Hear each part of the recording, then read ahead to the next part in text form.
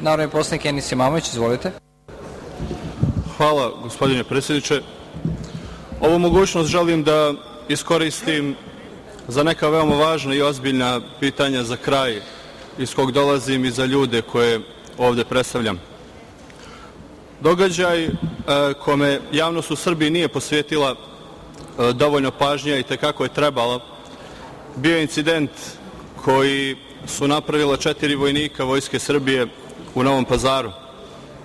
Ta 4 vojnika su 10. jula uveče u alkoholisanom stanju pozvali taksi prevoz do kasarne i od trenutka kada su ušli u taksi vozilo počeli su da podvikuju taksisti, zatim su krenuli sa uvredama pa čak i pretnjama smrću. Jedna od tih prijetnja je bila: znaš li ti koga sada voziš, mi smo Sajevci, pripadnici specijalne antiterorističke jedinice, radimo na prelazu sa Kosovom i mi ubijamo muslimane i šiptare. Nakon toga su i fizički nasrnuli na njega. Taksista je uspio da pobegne iz vozila i uplašen za svoj život on je pozvao policiju. Koliko sam informisan, vojska je već pokrenula postupak protiv ova 4 vojnika i vrlo je važno da tok tog procesa bude transparentan.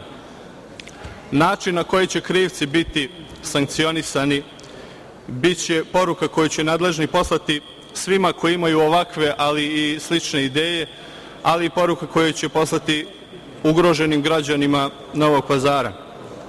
Ja ne želim ovog trenutka da govorim o tome koliko je ovaj incident uznemirio sve građane Novog Pazara, posebno one na koje su se odnosile prijeteće riječi pijanih vojnika. Novi Pazar je generacijama kroz vijekove strpljivo i pažljivo gradio svoju multietničnost i to ni u najtežim trenucima nije narušeno.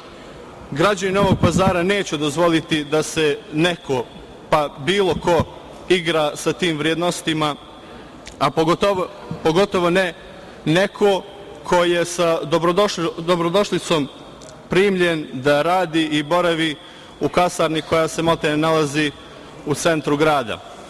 U međuvremenu, nakon tog incidenta, desio se još jedan koji, nažalost, takođe nije zadobio potrebnu pažnju javnosti, a to su grafiti Ratko Mladić ispisani na zidu Islam Agine džamije u Nišu. Džamija je prije toga bila zapaljena u neredima u martu 2004. godine i nakon paljenja nad džamijom je dodijeljen celodnevni policijski nadzor.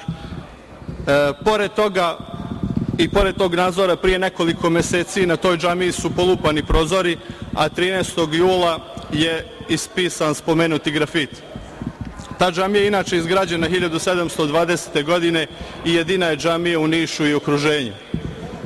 Hoću da shvatite ovo, a posebno vi, moje kolege poslanici, da su ovi događaji unijeli nemir i nesigurnost u živote i nanijeli štetu građanima Srbije.